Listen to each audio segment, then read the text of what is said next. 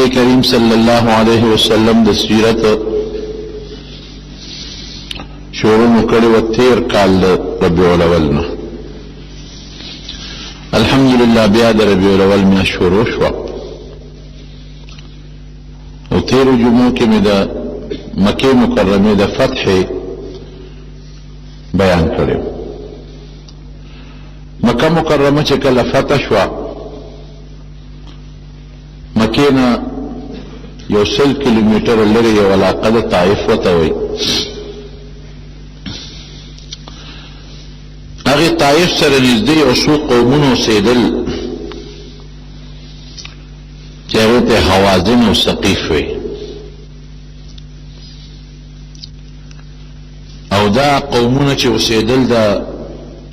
په طائف کې اوسېدل، په حنین کې اوسېدل او اوتاس دې علاقو کې دا پاتې کېدل. د دغه علاقې خلق تقریبا کافر و، لا ایمان یې نه وروړی. هغوی ویرېدل چې مسلمانان خو رالل او مکې فتح کړه هسې نه په مونږ را نشي او په مونږ حمله ونه کړي. نو د دغه حنین او اوتاس او د طائف دا د کلي نومونه دي، د علاقو نومونه دي. د دې خلکو دغه حوازن د قوم نومو او ثقیف د قوم او د خاندانونو نومو. دوی د خپل طرف نه یو لښکر تیار کړ د 100,000 کسانو او چې که مسلمان په مونږ حمله کوي نو مونږ پې مخکې ولې نه شو. دا ډېر جنګجو خلکو او خصوصا د غشو د ویشتو ډېر لوی مهارت یې لرو. نو د 20,000 کسانو 100,000 کسانو لښکر یې تیار کړ او په مکه باندې د حملې اراده ولرله چې مسلمانانو مکه فتح کړه مونږ به پې ورشو، حمله به پې وکړو، دا مکه به ترې واپس ازاده کړو. نبی کریم صلی الله علیه وسلم ته چې کله پته ولګېدله نو یو صحابي دی عبدالله ابن ابي حضرت رضی الله عنه دی ولېږه بطور د جاسوسۍ چې ته لاړ شو ته معلومات وکړه زموږ خو اراده نشته خوا موږ خو مکه فتح شو واپس ځو. ته معلومات وکړه که دا خلک واقعي مونږ پسې را رواني او دا خبره رښتونې وي چې مونږ هم وله تیارې وکړو. هغه صحابي عبدالله ابن ابي حضرت رضی الله عنه لاړ او معلومات یې واغېشتل او واپس راغی. ویل الله رسوله خبره ټیک ده، د 100,000 کسانو لښکر یې تیار کړی دی او چې کوم یې مشر دی مالک ابن عوف د هغه نوم مالک ابن عوف د ټول قوم مشري لاس کې اغشتې را او دا را روان دی. حضور پاک مجبوره شو چې کوس مونږ نه ځو نو هم بده ده او که مونږ واپس مدینې ته ځو دا خلک رالل نو په مکه کې دا لږ ډېر مسلمانان دي دا به ټول ختم به کړي. اوس څوک نو حضور پاک هم اراده ولرله د نبی علیه السلام سره 10,000 کسان هغه چې د مدینې شریفې نه راغلي وو او 2,000 کسان د مکې دا ورسره ملګري شو په مکه کې چې نوې کوم مسلمانان شو او د مسلمانانو د 12,000 لښکر روان شو. هغوی 100,000 دي. دې قوم کې یو سړی و درید ابن سمن نوم یې ډېر تجربه کار و د جنګ ډېر ماهر و په سترګو ړوند و. هغه نه معلومات واغېشتل، هغه ورته د جنګ طریقې اصول وښول چې په دې طریقه به جنګ کوی. ځان سره روچت که په زانګو کې روچت که وی ته مونږ سره لاړ شه نظر خو دې نه لګي خو مونږ به پوهې کې. نو یو علاقه ده حنین ورته وایي. دوی چې دغه ځای له راورسېدل ده به ترې بار بار تپوس کو دا کوم ځای دی دا کوم ځای دی. مخکې خو بینا و دغه وخت لود شوی و. وی صاحب دا حنین دی، وی د جنګ دپاره دا فټ ځای دی، ډېر اعلی ځای دی. دا داسې لاره ده چې مسلمانان په دې دره تېرېږي او تاسو ورته ګیر چاپېره غرونه ونیسئ نو چې دوی په دې دره راځي نه موږ به پې ناګهاني د غشو هم حمله وکړو د تورو حمله به هم پې وکړو دې کې تر څو ځان سمی نو موږ به ختم کړو دی به یو خوا غر ته منډه وي موږ ورته په غر به ناست یو بل غر ته به منډه وي موږ ورته بیا په غر ناست یو دی به راختیم غر باندې ختل هم ګراني او خپلې مورچې دلته پخې مضبوطې جوړې کړې مخ هم به ورته ونیسو شا به هم ورته ونیسو چې دی به منځ کې ګیر کړو هر طرف نه پې حمله وکړو بس مسلمان به ختم کړو سکیم یې جوړ شور یې واورېد نو دې درید تپوس وکړو وي دا شور د څه دی وی دا زمونږ چې کوم مشر دی د جنگ کمانډر ان چیف جرنیل مالک ابن عوف هغه وی چې ځان سره به ښځې او ماشومان او بچي ټول بوزو دا د هغې ښځو د بچو شور دی وی دا ولې دا درید دا نابینا مشر ورته وی وی دا ولې وی ده وی چې یاره دا ښځې او بچي را سره نو موږ به مضبوط جنګ وکړو تختو به نه که تختو خو دا ښځې بچي رانه مسلمان اخلي د دې د غیرت د وجې نه به مونږ بهادري ښکاره کړو او به نه تختو وی دا شی ټیک نه دی دا درید ورته وی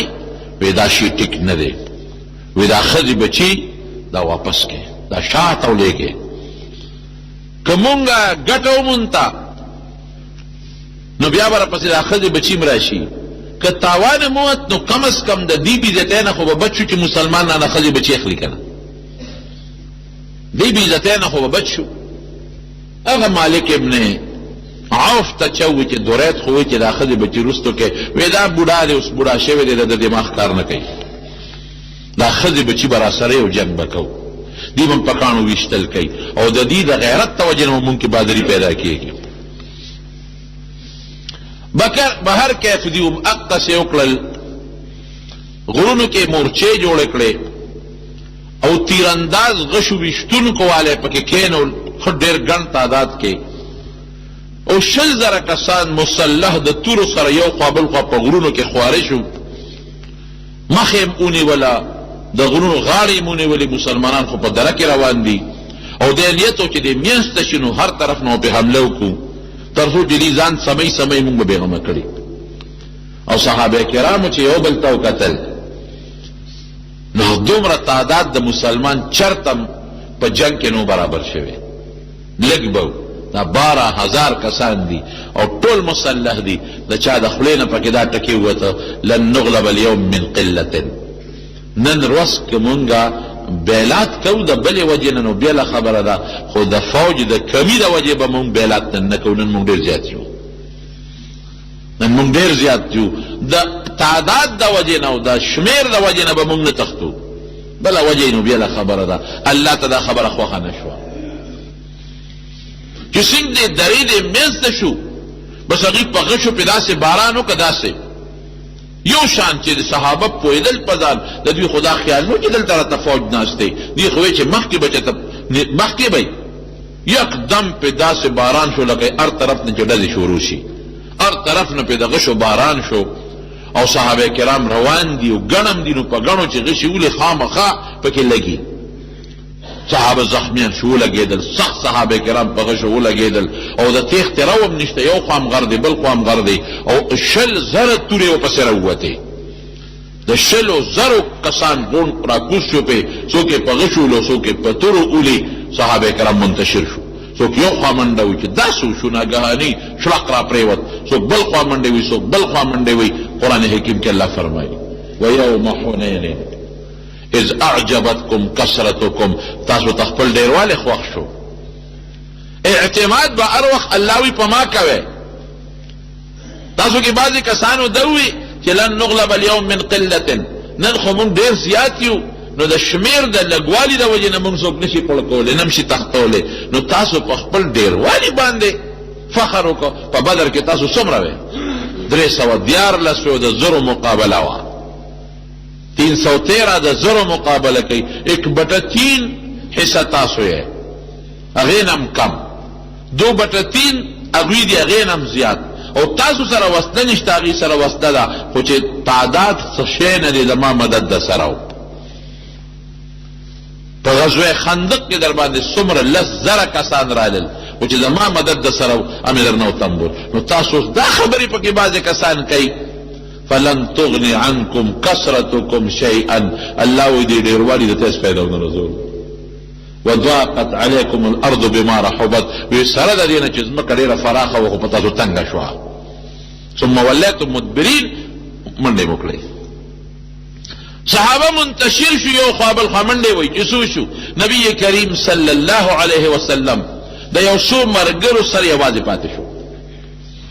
په یو سپینه قچره باندې نبی علیہ السلام سور دی. ابو سفیان ابن حارث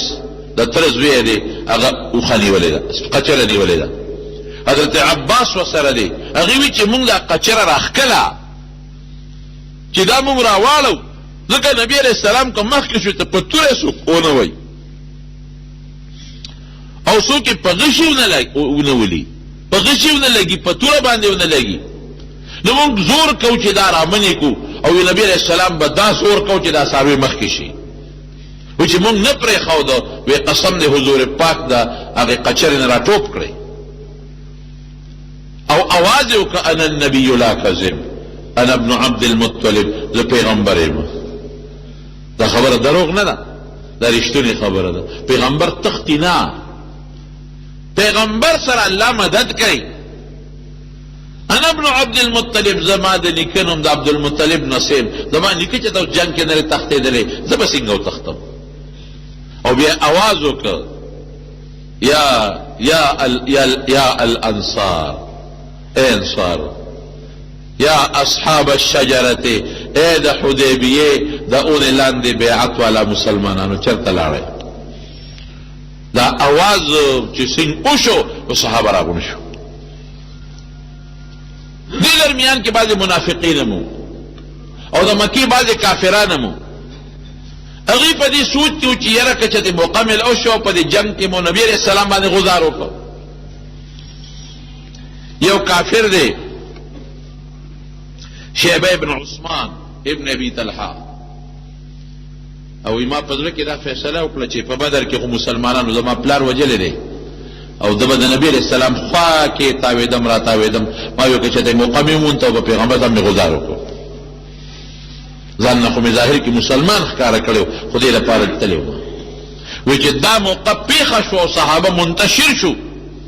وی بس ما موقع لاندې کړه چې نبی علیہ السلام خو دې وخت کې یوازې یو څو کسان دي، بس ما پې حمله وکړه.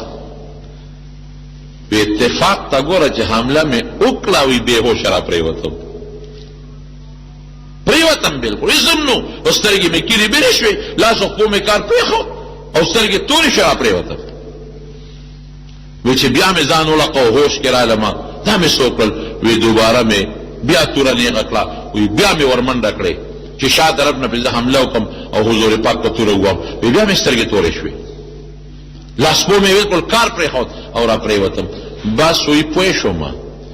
شوم چې دا د الله رښتونی پیغمبر دی. ټیک ټاک یم، برابر یم، ما خدای نه ور پرېږدي. توره مې اخوا کړله، غاړې ته مې واچولو، ورمنډه مې کړې. ما وی اشهد ان لا اله الا الله واشهد ان محمدا عبده ورسوله. او بیا خوا کې دفاع ته ودرېدم، د نبی علیہ السلام دفاع مې کوله. بهر کیف حضور پاک مبارک دغه وخت کې شګې راواغېستې په دې لپه کې، او هغه شګې یو خوا بل خوا ونوستې، او شاهت الوجوه د دې کافرانو د مخونه دې تور شي، دا دې سپېره شي. هغه شګې خدای پاک د کافرانو سترګو ته ور ورسولې. او یو صحابي وی جبیر ابن مطعم رضی الله عنه، یو تور صادر مې ولیدو، د اسمان نه را روان دی تک تور صادر. وی دا صادر چې څومره را نږدې شو، نو وی تور میږي ترې راووتل. هغه میږي د کافرانو په دې فوج کې وردن نه شو، پته نشته چې بیا هغه میږي څه شو، خو دا فوج باندې داسې دا میږي ورغلل چې په دې سپېمو کې او په دې وجود کې ننوتل او دوی ځانونه ګرولو منډې والې. قرآن شریف کې الله تعالی فرمایي ثم انزل الله سکینته علی رسوله وعلى المؤمنین. ما الله په لومبه خو مې په پیغمبر باندې اطمینان راوسته. نبی علیہ السلام مبارک په ځای ولاړ دی، اونه تختېده. بیا د هغې نه پس په مسلمانانو مې اطمینان راوسته چې واپس مې راغونډ کړل. وانزل جلودا لم تروها، او داسې لښکرې مې د فرشتو را نازلې کړې چې تاسو په سترګو نه لیدلې.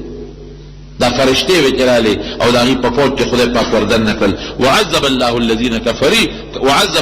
كفروا الله کافرانو د فرشتو په ذریعہ عذاب ورکو. وذلك جزاء الكافرين الله وی د کافر جزاء دقه. جنگ وشو بیا خه مضبوط صحابه راغون شو او د فوج له شکست ورکو او ټول چې څومره کافرانو دا څوک یو خو تختیدل څوک پکې مړ شو او بلا غنیمتونه ته حاصل کړل مسلمانانو. او د مکه مکرمه او د طائف په میانس کې یو علاقه د جغرانه وته وي هغه جغرانه ته دا ټول غنیمتونه یوړل. څومره غنیمتونه ته غون کړل چې هغه درته وې شپږ زره خو ته قیدیان بوتل 6000 او 24000 سلیریش زره ته خان بوتل 40 زره ته ګډ چيله بوتل او شپږ زره اوقیا دا یو اوقیه 40 درهم دی د سپین در یوړل او د غون د جعرانی په مقام کې دا غنیمتونه را جمع کړل. دا خټول څوک پکې مړ شو څوک او تختیدل یو خوا بل خوا او څه د مسلمانانو په غنیمت کې راغله.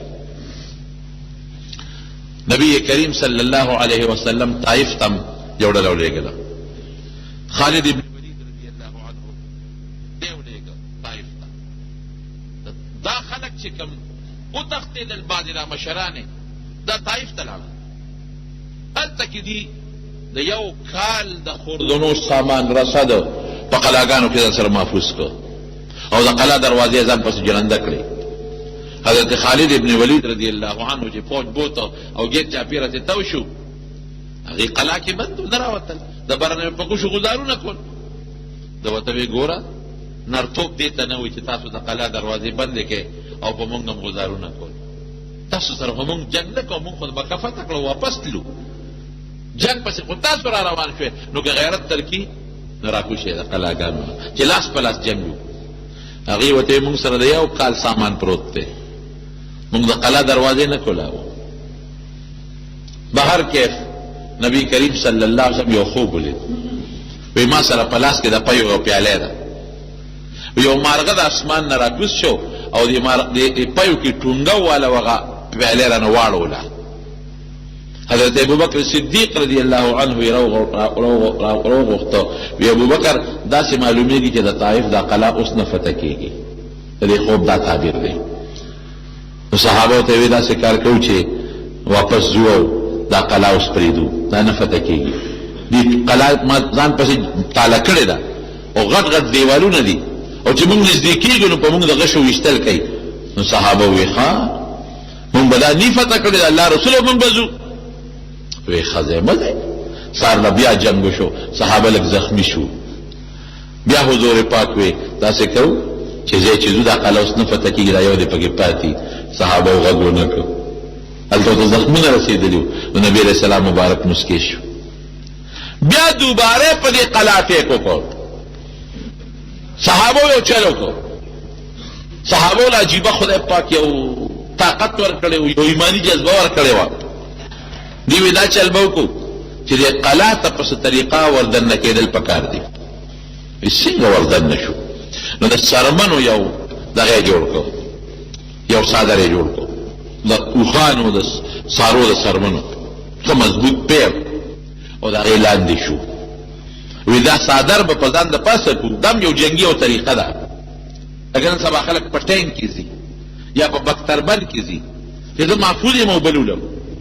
نو دا زمونږ دپاره یو بختربند شو. د دې به دا چل وکړو چې دا دې لاندې به شو نو موږ به قلا ته ځان ور ورسوو. دوی به په موږ په غشو ولي نو موږ به نه لګو څرمن به لګي. نو چې ورنږدې شو نو موږ به په قلا کې سوري وباسو نو وردن نه به شو. یو یې دا پروګرام وکړو او یو یې منجنیقې جوړې کړې. هغه زمانه کې به جنګ کې په دې کار کېده. دا مچوغونه چې پخوا به دې خلکو سره وه که نه او یو شی به دې لاس ته واچو او تاول او یو کاڼې به پرې ویشته. دا غټې غټې مچوغنې به دوی جوړولې دا باډي چخسي چې ماشومان پرې زانګي په دې نمونه به وي. هغې کې به څلور پړي تړلي او هغې کې به بره سړی کېنولې هغه به دا تاوله او کاڼي به پکې تړلي. نو چې کله به دا تیزه شو دا کاڼې به اوچت شو نو پړی به یې پرېښوده دا کاڼې بلته پرېوت. دا د هغې یو توپ و. دا منجنیقونه یې ولګول صحابه و. چې څرمنې سینګ تیارې کړلې مضبوطې دوی د هغې لاندې شو او قلا ته ورنږدې شو. اوس هغې خو په غشم غزار کوي، په کاڼو کوي، صحابه خو محفوظ دي. نو هغې سپېرو څه چل وکړ، هغوی اوسپنې په اور کې ګرمې کړې، سپارونو اوسپنې هغې په هغې څرمنو د پاسه راوغورځولې. څرمن خو بیا اور ته د ټینګې نه، صحابه پکې زخمیان شو. خو اله دا مسله حل شوه چې صحابه په دې دومره تکلیف کې دنم سورې اویسته په قلا کې او پکې وردن نه شو.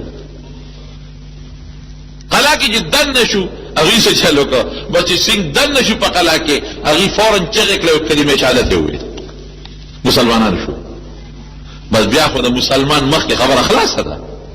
نبی علیہ السلام مبارک فرمایي چې کلم یو سړی جنگ میدان کې کلمه شهادت وایي غږ به ورته نه کوي. حضرت اسامه بن زید رضی الله عنه یو کافر سره په میدان جنگ کې لاس پلاس شو. چې لاس پلاس شو او د په کله غزار کو هغه اشهد ان لا اله الا الله واشهد ان محمدا عبده ورسوله دوی دا یاري وي او درځي ورکه مړی کو. حضور پاک ته چا الوی سیب دقسی یو جنگی د مخکې کلمه و د بیا ملکه اسامه راوغوښته وی قتلته بعد ما قال لا اله الا الله. وی چې کلمه شهادت وی نو تا د هغې د پاسه ملکه. وی د الله رسوله کان متعوذا، وی دی د یارې ویلی د ځان یې رانه بچ کو. وی هلا شققت قلبه، وړه دې وله سیرې کړی، تا ته الله معلوم، وړه نه خو خدای خبر دی. حضرت اسامه رضی الله عنه وی ډیر افسوس مې وکړ، ډیر زیات خفه وم په دې. دارنګې حضرت خالد ابن ولید هم نبی علیہ السلام یو ځل په دې مسله کې چېړلی دی چې کلمې درته مخامخ وایي غږ به ورته نه کوې. یو صحابي د حضور پاک نه تپوس کوي، بخاري شریف کې حدیث دی، ویل الله رسوله که یو کافر سره زما جنگ راغی او زما لاس یې په توره و او دا لاس یې رانه پرې کړ، زه په یو لاس پاتې شم او بیا زه ورپسې شم او زما د تورې لاندې شو او دی وی چې کلمه شهادت وای مړې کم که پرېږدم. وی نه چې کلمه وی پرېږدې وی. وی صاحب زما چې به لاس پرې کړي، وی خیر دی ته به پرېږدې، که دې مړ که نو بیا به دنه خدای تپوس کوي، بیا به الله رانیسي. بس هغې کلمه شهادت وی مسلمانان شو. علاقه فتح شوه. حوازن چې څومره ثقیف خاندانونو او کافرانو شکست یې ومنته، علاقې فتح شوې او تښتېدل. حضور پاک په جعرانه کې ټول غنیمتونه را جمع کړل. چې غنیمتونه جمع شو نبی علیہ السلام ته چې اطلاع راوړه چې صاحب هغه خلق خو د حوازن او ثقیف مسلماني دي. نبی علیہ السلام صحابو ته صبر کوي، مال مه تقسیموئ، لږ انتظار وکړئ، که دا مسلمانان شو موږ یې په مال څه کوو، واپس به وله ورکړو. څه د پاسه 12 ورځې نبی کریم صلی الله علیه وسلم انتظار وکړو، مال یې نه تقسیمو. رانلل دوی چې رانلل نو هغوی دا محسوس کړه چې دا خبره پراپیګنډه ده او دا دروغ ده. نو نبی علیہ السلام صحابو ته باندې مالونه تقسیم کړل، بلا غنیمتونو. او دومره زبردست حضور پاک ډېر سخي و، چاله به 100 خان ورکول، چاله 50، چاله 200، چاله بلا ګډې چیرې. او خصوصا د مکې مکرمې هغه خلک چې هغه ان قریب نوي مسلمانان شوي، هغې ته مؤلفة القلوب وایي، د هغې د زړه ته مینې را پیدا کولو دپاره نبی کریم صلی الله علیه وسلم هغې ته ډېر زیات مالونه ورکړل. دې کې ټول وینځې غلامان تقسیم شو، دې کې دا خلک راغلل. چې دې څنګه راغلله نبی علیہ السلام ته وی چې د الله رسوله مونږ خو ټول قوم مسلمان شو، طائف ټول مسلمان او تاس قبایل ټول مسلمان، حنین چې څومره دي ټول مسلمانان شو، یو کس به مونږ کې کافر پاتې نه دی، مونږ خو مسلمانان شو. اوس مهرباني وکړه مونږ له خپل مال واپس راکړه. نبی علیہ السلام مبارک وی دا خو په پریشانۍ کې واچولو، تاسو ته خو ما څه د پاسه 10 شپې انتظار وکړو، ما ته اطلاع رسېدلې وه چې د پاسه 10 ورځې مې درته انتظار وکړه چې تاسو به راشئ، دا هر څه به تاسو له درکړم. اوس خو هغه ما صحابو کې تقسیم کړل، زما د لاس نه ووتل. اوس خو زه مالک نه یم،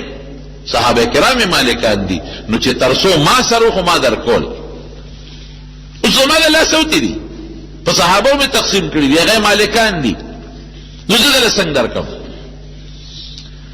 دې کې بعضې کسانو ډېرې ناشنا تقریرونه وکړل،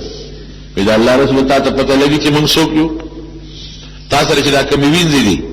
دا څوک دي؟ پته درته لګي؟ وایي نه. وایي دا ستا تروریانې دي، خویندې دي، د ترور لوڼه دي، د ماما لوڼه دي. وایي دا څه وایې؟ زه خو د مکې یم. وایي دا د بیبي حلیمې رضی الله تعالی عنها رشته داران دي، دا د رضایي مور، دا د حلیمې خویندې دي، دا د ټولې خویندې نه وي خو د قوم خلک یو، دا د بیبي حلیمې خویندې دي، د هغې د خور اولاد دی، د هغې د خاوند خویندې دي، د هغې اولاد دی، د هغې خاندان دی د الله رسوله. نبی علیہ السلام مبارک کې دا خبرې اورېدې، سترګو کې اوښکې راغلې. بلکې یو صحابي ولا راغی، وایي صاحب په دې قیدیانو کې خو یو جنۍ د شیما یې نوم دی،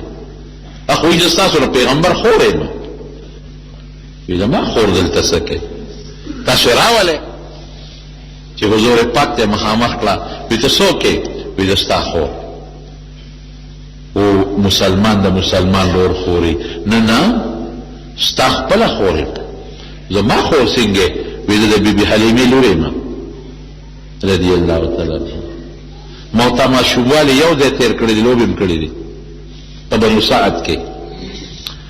د دې نښه به سي، حضور پاک ورته فرمایي د دې نښه به سي. نو هغې د الله ښکاره کړه، وایي ما ورته لوبې کولې، په ما دې چک لګولی دی. وایي دا ستا د غاښونو نښه ده زما په دې لاس کې. حضور پاک وجړل، سترګو کې اوښکې راغلې، او صحابه راغون کړل. وایي دا څه کار دی؟ ستاسو دا رونه دي. ان اخوانکم جاؤونا طائرین. ګوره مخکې دشمنو چې کلمې وي رونه شو. ان اخوانکم ستاسو رونه جاؤونا مونږ ته راغلي دي، طائرین توبه وباسي. او زما دا خوښه ده چې دوی ته زه یو شی واپس کوم. هغې ته وایي چې دوه نشم واپس کولی، یو شی درته واپس کوم، یا دا وینځې غلامان او یا دا ګډې چیلې مالونه، دې کې یو خوښ کړئ، ځکه چې زما د لاس اوسوتی دی. که تاسو په وخت راغلی وی دا هر څه مې درته واپس کول، او تاسو غلطي وکړه، تاسو په موږ ولې د حملې اراده کوله؟ موږ خو مکه فتح کړه، تلو واپس، موږ تاسو پسې نه راتلو. نو تاسو راغون شئ مفتو کې په موږ باندې حمله کوله. موږ خو به دعوت ته ایمان درکو، تاسو موږ سره مخکې جګړې نه دي تېرې شوې، جګړې نه تېرې شوې، نو موږ چا باندې غرض نه لرو. د ایمان دعوت به م درکړو، که قبول کړی او خپه که نه وي خبره خلاصه. په موږ ولې حمله کوله؟ 20 زره لښکره موږ پسې را جمع کړو، په درو کې راته کېناستې، را باندې ګزارونه وکړل. نو حضور پاک وفرمایل یو شی درکوم، یا وینځې غلامان یا مال، غوره کړئ. هغې وی انا نختار سبینا. وی صاحب دا ښځې بچي غلامان راکه، مال درته پاتې. نو حضور پاک ټول صحابه را جمع کړل، او صحابو ته اعلان وکړ دا ستاسو ورونه دي، توبهګار راغلي دي. زما دا خوښه ده چې دې ته دا وینځې او دا غلامان واپس کوم. نو که څوک زما د خاطره ولا خیراتي ځکه اوس شی ستاسو د زما نه دی، که زه په زور واپس کوم نو قیامت پر ورځ ما نه خدای تپوس نه کي. نو که تاسو څوک په خپله خوښه او په خوښۍ ورکوئ خو ډېره ښه ده ورکئ، او که څوک په خوښۍ نه ورکوئ نو ورکئ، زه به تاسو له د هغې بدل درکړم. هغې وی نسأل الله رسوله چې ستا خوښه ده نو مونږ بې بدله ورکوو، یو شی نه واپس کوو، بلکل یې وله ورکوو.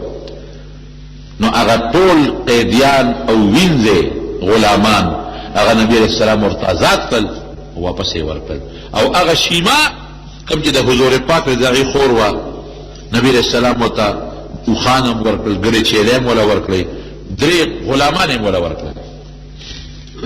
په ډېره خوشحالۍ رخصت کړه. دې ته خو یې غلامان وینځې هر څه واپس کړل. چې واپس یې کړل نو باقي مالونه چې کوم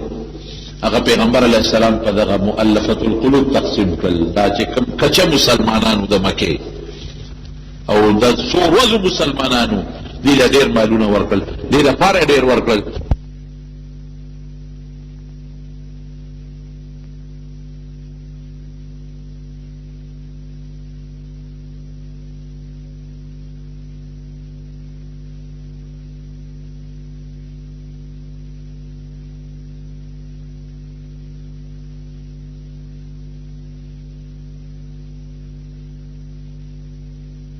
ته مال ورکړه مونږ له را نه کړه چا پکې وې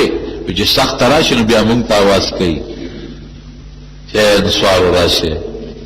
او چې مالی نو بیا مونږ له نه راکوي د مکې خلکو له ورکوي حضور پاک مبارک ته دا خبره راورسېده چې راورسېده فورا انصار راغونډ کړل اعلان یې وکړ انصار یو تمبو کې جمع شي یو خیمه کې خو بل به ورسره هېڅوک هم نه صرف انصار به د مدینې خلک ټول را جمع کړل حضور پاک اعلان وکړ انصار یې ټول وی در کې بارۍ څوک شته یو صاحب یو کس را کې بارۍ شته وی څوک دی یو خریم دی حضور پاک یادو لکه د نبی علیہ السلام نیا د مدینې وه یو خرئی را کې بارۍ د نور خپل خپل یو وی دا ابن اخت القوم منهم وی خرئی د قوم نه حسابېږي پردی ني وی انصارو ته وی ما ته څه خبرې را رسېدلې دي تاسو څه خبرې کړې دي هغوی به دروغ نه وي چې نه مو دي کړې یو صاحب مشرانو نه دي کړې او د هلکانو کړې دي وی سم ویلی دي وایه وی د هلکانو وی چې نبی علیہ السلام د مکې خلکو له مالونه ورکړل او مونږ یې پرېښودو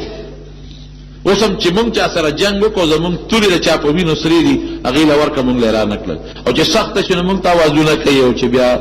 مالونه شي هغې له ورکوي حضور پاک وفرمایل بلکل خبره ټیک ده وی ما د مکې د خلکو له مالونه ورکړل خو خپل قوم له مې نه دي ورکړی هغه چا له مې ورکړل چې کوم د 10 ورځو 12 ورځو مسلمانان دي اسلام یې لکه لا پوخ نه دی یهرېږم چې اسې نه زما مدینې ته لاړ شم دی بیا شروع شو کې بغاوت وکړي او دا مسلمانان دا له مکه کې مړه نه کړي بیا بغاوت ونه کړي مکه بیا د کفر اړو نه ګرځي بیا به مدینې نه راځو حملې به کوو ما دې له دا مال دې دپاره ورکړه چې د دې د زړه مینه پیدا شي او وایي چې اسلام خو ډېر ښه مذهب دی ګوره سلسلو خان چاله ورکړي لکه سل موټرې چې وي دې زمانه مالونه مې دې لپاره ورکړه چې په اسلام کې دې له غوندې کلک شي په خپل مال مشغوله شي وی رضینا یا رسول الله مون خوشاله یو حضور پاک په څه فرمایي وی انصار د مدینې خلکو وی تاسو په دې نه خوشالېږئ چې خلک ځان سره ګډې چیلې او خان کور ته بوځي او تاسو محمد رسول الله کور ته بوځئ صلی الله علیه وسلم ګډې چیلې هم خوښېږي که پیغمبر هم خوښ دی وی د الله رسوله زمون ګړې چیلې او خان ندي پکار زمون ته پکارې چې ته مون سره لاړ شي حضور پاک یو عجیبه خبره وکړه وی انصارو عجیبه ناشنا اعلان ورته کوي ای انصارو وی تاسو د شریعت نه خبره وی خدای زما په برکت تاسو ته هدایت نصیب کړه داسې ده که نه ده هغې الله ورسوله امن علینا وی الله و رسول په مونږ د احسان ده بالکل منو وی تاسو یو بل سره دشمنی وه اوس او خزرج دو قبیلې وې د همیشه نه په دشمنو وې زما په وجه تاسو الله رونه کړی داسې ده که نه ده هغې وی الله و رسول احسان دی بلکل یې منو وی بې ماله وې مال د سره نو وی زما په وجه باندې خدای دله مالونه درکړل زما په وجه بیا هغې وی بلکل د الله و د رسول احسان منو حضور پاک پته څه وایي داسې به د دنیا یو بادشاه وایي هغې ورته څه وایي ای انصارو وی تاسو چې دا خبره کوئ نو تاسو دا ولې نه وایئ چې د الله رسوله ته م یوازې رالې ګورې مونږ سره مضبوط شوې دا ولې نه وایې ما ته د الله رسوله ګورې ستا قوم کې م ځای نو مونږ له رالې نو مونږ دله ټیکانه درکړه د الله رسوله ګورې ستا ملګري مونږ له یوازې رالل زمون په وجه مضبوط شو دا راله ولې جواب کې نه وایې دا وایې که نه لکه د حضور پاک مقصد څوره دی خبرې نه چې زما په برکت خدای پاک تاسو ته هدایت د اسلام درکړ دشمنۍ دله ختمه کړې رونه یې کړې او زما په برکت خدای مالدار کړه لیکن ستاسو په برکت الله زما مضبوط کړم ستاسو په برکت باندې الله زما قوم مضبوط کړ ستاسو په برکت باندې الله مالم یو ټیکانه راکړه تاسو زما احسان منئ زم ستاسو احسان منم بیا حضور پاک یو اعلان وکړ لو سلك الناس واديا وشعبا لذهبت وادي الانصار ویک خلق په یو خړزي او په یو درزي زب نور خلق سره په لار نظم زب د انصار سره په درکه او په خول کې روانه. او بیا فرمایل لولا الهجرة لكنت امرأ من الانصار، ویک هجرت نه مقرر زب مدینه کې انصارو کې پیدا وي. او بیا وته وی انصارو نور خلق بریریږي او تاسو بل کمیږي. او انصارو تاسو له خلق خپل حق نه درکې، رسو بادشاہان تاسو حق تلفی بکیږي. وی فصبروا، تاسو به صبر کوئ، فصبروا صبر کوئ، تاسو به زما سره د حوض کوثر په غاړه به تاسو استقبال کوم. دا خبر انصار اوریدې، ویل الله رسول مون خدا خیالو چې مکه فتح شو ته به خپل کلی کې پاتې کېږي په مکه کې. نبی علیہ السلام وی نه بالکل نه پاتې کېږم، تاسو ورورم تاسو سره مدینه کې بځم. انصار خوشاله شو، خوشاله نه داسې مخونو رڼاګانې وکړلې. وی د الله رسول نه مو ګلې پکار دي، نه مو چیلې پکار دي، نه مو مال پکار دي، موږ ته پکار دي ته مو سره مدینه ته لاړ شي. واقعي که بل څوک وي او مکه فتح شوی وي، مکه کم ځای دی؟ د بیت الله ځای دی، مکه د صفا او د مروه ځای دی، مکه د مقام ابراهیم ځای دی، مکې سره خوا کې عرفات او مزدلفه او مینا دي. مکه د پیغمبر علیه السلام د 53 کالو د زندګۍ علاقه ده. 40 سال د نبوت نه مخکې او 13 سال د نبوت نه وروسته 53 کال چې یو ځای کې سړی تیر کړي. د قوم دی، کورونه دي، کوڅې دي، لیکن حضور پاک دا ونکړل تاریخ یې پرېښود. تاریخ چې کم قوم کې مې 10 کاله تیر کړل انصار د مدینې، او کم قوم د اسلام او د دین خدمت وکړ، او کم قوم مسلمانانو سره قربانۍ ورکړې، د هغې قربانۍ به نه هېرو. هملته به واپس نبی علیہ السلام مدینې ته لاړ، انصارو کې اوسېد او زندگی بیا په انصارو کې تېره کړه. د جعرانې نه نبی کریم صلی الله علیه وسلم یو عمره کړې ده. د شپې راغی، هېڅوک یې پوه نه کړل. که خلکو ته وایم صحابو ته، نو بیا خو به صحابه هم راځي عمره به کوي، نو څوک یې پوه نه کړل. او د شپې راغی مکې مکرمې ته او عمره یې وکړله، واپس جعرانې ته لاړ. اوس هم د حاجیان یا عمرې چې څوک لاړ شي نو ورته وایو چې لکه یو عمره د جعرانې نه مو کوي. د مکې مکرمې نه تقریبا 18 کیلومتر یا 20 کیلومتر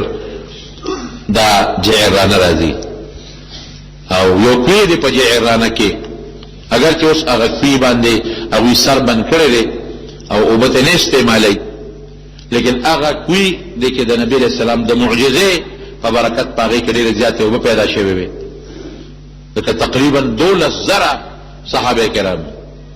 12,000 صحابه کرام په یو کوی اوبه کم ځای ګزاره کېږي. الله د حضور پاک د معجزې د برکت نه هغې کې اوبه پیدا کړې. صحابه په سیراب شو، دغه په زرګونو خان په سیراب شو، د په زرګونو ګډې چیلې په سیراب شوې. ما په خپله د هغې اوبه څکلې دي. مخکې به د هغې نه اوبه جومات چې کوم د جعرانې دی د هغې سره خوا کې کوي دي، بلکل د جومات ته ښي طرف ته لارې په غاړه دی. اوس ما څه کال تپوس وکړو، نو ویې چېرې هغه کوي چې دی نو هغې باندې باقاعده سر بند کړی دی، اوبه ته نه استعمالېږي. یو عمره هم پکې نبی کریم صلی الله علیه وسلم کړی دی. نو مکه خدای فتح کړه، طائف فتح شو، او طائف سره ګیر چاپېره چې څومره علاقې وې دا فتح شوې. او د فتح نه علاوه رب العالمین دا ټول مسلمانان کړل. دا هغه خلکو چې په مکه مکرمه کې نبی علیہ السلام دی لتلی طائف ته او د ایمان دعوت یې ورکړی. او دې خلکو د پیغمبر علیہ السلام ډېره زیاته سپکاوی وکړ، انتهایی. او بیا ورپسې خپل غلامان کړل او خپل بچي ورپسې کړل، وایي په کاڼو یې ولې. او دومره نبی کریم صلی الله علیه وسلم زخمی کړ چې دا وینې ته وجود نه روانې شوې. بی بی عائشہ صدیقه ته تپوس کوي، وی د الله رسوله وی ستا باندې په زندګۍ کې سخته کومه ورځ تېره شوې ده؟ وی عائشې کله چې ستا د قوم نه مایوس شم او طائف ته لاړم او د طائف خلکو زما تکذیب وکړ، زه ونه منلم او بیا په لاره را روانم او په کاڼو یې ویشتم. وی قسم دی عائشې که ما ته دا پته لګېده چې زه روان د کوم طرف نه یم او ځم کوم خوا. او چغې راپسې والې الاګانې راپسې ستې. الله جبریل علیہ السلام راغی ورسره فرشته وه، وی دا ملک الجبال د غرونو فرشته ده. الله را لګلې دا وی سوي وی دا وی کړي خوخه چې د طائف د دواله غرونو چت کم او د طائف د خلکو پر سره کېنو لوی تکلیف دې تا ورسو خو الله وی چې تاسو ته وکا کہ اجازت در کئی بالکل دا غرونو چت کے وی سری خیال دے حضور پاک سوئی اللہ اکبر اللہم اہد قومی انہم لا یعلمون خدا دا زما قوم دے دیتا ہدایتو کے دا نپوئی گی اگر دعا قبول او پاگا وخو اللہ مقاور اکڑا واحد مکہ مکرمین بار چه کم علاقے فتح شوی اداغ علاقی دی او چول دا سلم مسلمانان شو ایمان او اسلام نن طائف دیر مزیدار خار دے موسم نسبتاً دا مکہ مکرمی مدینی منوری یخ دے او برکات دی پکی دا دنیا میوے پکی دی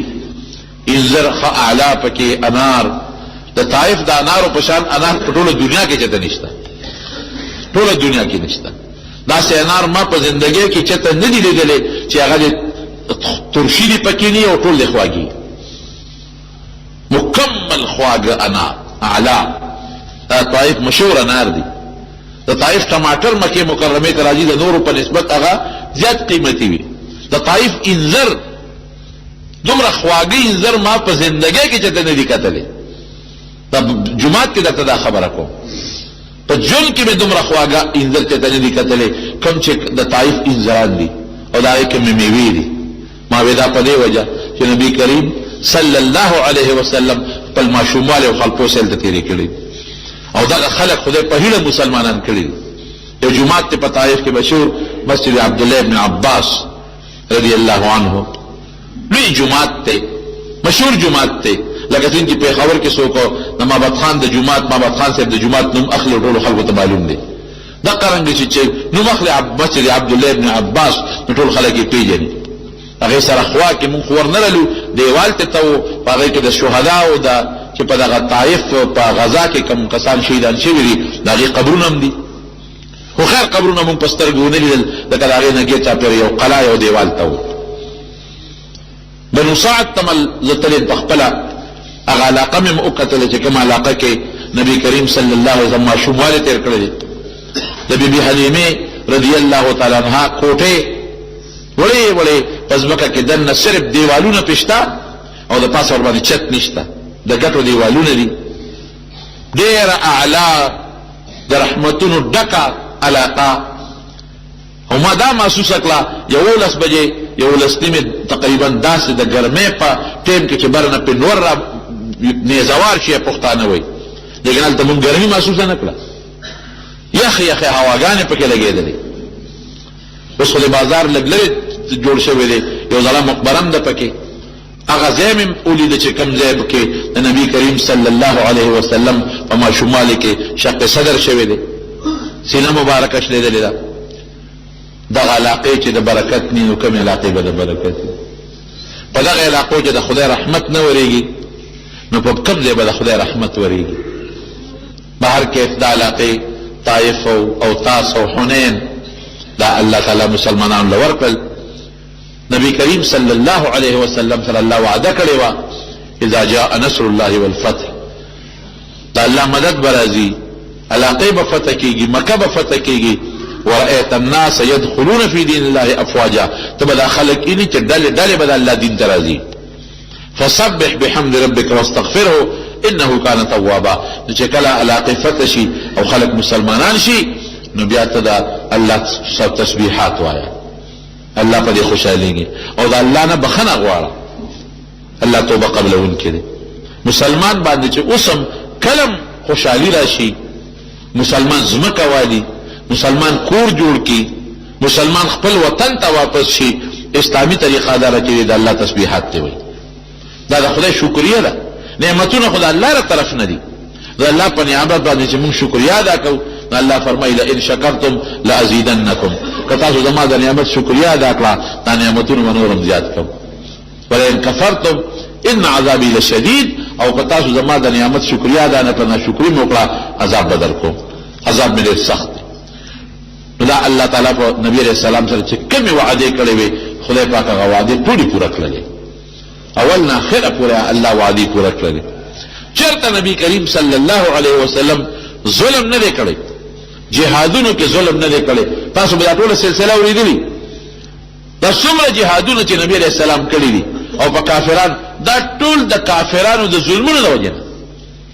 په خپل نبی کریم صلی الله علیه وسلم اقدامي جهاد مشتا دفاعي مشتا دواړه کړي دي او اقدامي کړي دي او دفاعي کړي دي او هغه اقدامي جهادونه چې نبی علیہ السلام کړي دي هغه د کافرانو د ظلمونو د وجه نه همیشه تاسو ته ګورئ د کافرانو ته د مسلمانانو خلاف څومره سازشونه کوي یو ملک او الزام چورلټ په مسلمان لګي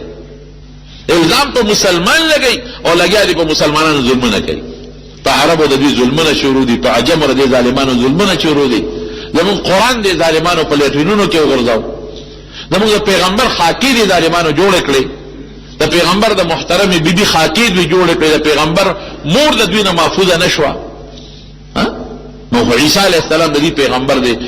دی او خدای او د خدای دوی وي مونږه مرتد جلیل القدر پیغمبر وای او په عزت او په احترام نو مخلوق دغه د خدای پیغمبر دی د عیسایانو د مخه نه د خدای پیغمبر دی عزیر علیه السلام ته دی د خدای زوی و يهوديان مونږ وایو نه د خدای پیغمبر دی د يهودو د مخه نه د قران د مخه مونږ عزیر علیه السلام عزت کوو نبی کریم صلی الله علیه وسلم په خپل فرمایي وی الانبیاء كلهم اخوه لعلات ولا پیغمبران ټول پلار شریک رونه دي ابهم واحد وی پلار د دوی یو دی او امهاتهم شتا مین دي جدا دي وی پلار یو دا معنا چې عقیده او عقاید دا ټول پیغمبرانو یو دي دغه فرق نشته او مین دي جدا دا معنا چې فرعي مسائل دا غي مون جدا طریقه او زمون جدا ده دا غي رجی بل شان او زمون بل شان دي دا غي زکات په بل طریقه او زمون په بل طریقه دي نو فرعي مسائل د یو بل نه جدا لیکن دین د ټولو یو دی عقیده د ټولو یو ده یو وخت کې د حضور پاک په مخ کې د نبی علیہ السلام په مخ کې د یو يهودي او دا یو مسلمان د صحابي جګړه شو هغه يهودي وای ولما دې په غزاد قسمي چې موسی علیہ السلام دې په ټول مخلوق ورواله ورکړي دي موسی علیہ السلام له پټول مخلوق ورواله ورکړي دي د مسلمان له غصه ورله وی پټول مخلوق موسی علیہ السلام غوړه دی او بیا خو به په پیغمبرم غوړی نو ځاسو چت کا يهودي او سپېړه وو يهودي راغی نبی علیہ السلام ته شکایت وکړ بخاری شریف کې حدیث دی وی صاحب غفلان کی مسلمان او عالم راوی غوښته ایونه دی وی صاحب د دوه چې موسی علیہ السلام له پټول مخلوق فضیلت ته نو ما وی ټول مخلوق ته خدای الله زمون پیغمبرم شو کړی یا خدای په پیغمبرم د فضیلت ته نو مالا غسل علیه وسپیره می وی حضور پاک سو فرمایل وی ګوره په پیغمبرانو کې ما لوی می صاحب وی اگر چې دی ورفع بعضهم فوق بعض درجات قران وی بعضی پیغمبران د بعضونه غوړه دي لیکن خپل عجزی دا بیان کړه چې مال به د پیغمبرانو نه به موچت نه صاحب وی او موسی علیہ السلام باندې تعالی ولې غسل علی صحابی ته وی د قیامت پرز به ټول مخلوق بهوش پریوزی زبان پکې بهوش ما نو چې ځکه په هوش کې راشم نو موسی علیہ السلام با د الله د عرش خپدی ولی نو پته راته نشتا چې زمانہ مخکې هوش کې راغلی او کدا کوه تور کې دې بهوش شوی د هغه په وجه الله د دې بهوشۍ نه مستثنا کړل ته بهوشي را نه وستا دونه فضیلت موسی علیہ السلام دی نو معنا به موسی علیہ السلام نه به ما غوړه نه جوړوي اگر چې غوړه دی لیکن د خپل عجزی ده نو موږ خپل پیغمبر د اصول خو دي چې ټول پیغمبرانو به عزت کوي دا خدای مقرب پیغمبران دي موږ د ټول عزت کوو لیکن دا ظالمان زموږ د پیغمبر به عزت کوي د پیغمبر د بیبي عزت کوي داغه د مور عزت کوي داغه د کلی عزت کوي او لګیالي مسلمانانو پسې په مختلفو طریقو د مسلمان ختمول او مسلمان ذلیل کول دا جاسوسي او دا کیسې پیسې شروع کړې دي اسلام چې څومره د امن دین د قسم د قدم را امن په بل دین کې شته خدام د دې خلقو د نظریه خلق راغلي دي او اسلام بدنامول غواړي نو رسم نشته او مسلمانان یو ځای بل ځای جنگول غواړي دا افغانستان ته وګوره عراق ته وګوره دا زمون پر خپل وطن کې دا ډرون حملو ته وګوره پاکستان نه رسدم تیری او په پاکستان حملیم کوي دا ولی وجه صدا وجه صرف او صرف دو وجې دي یو د دوی د اسلام سره دشمنی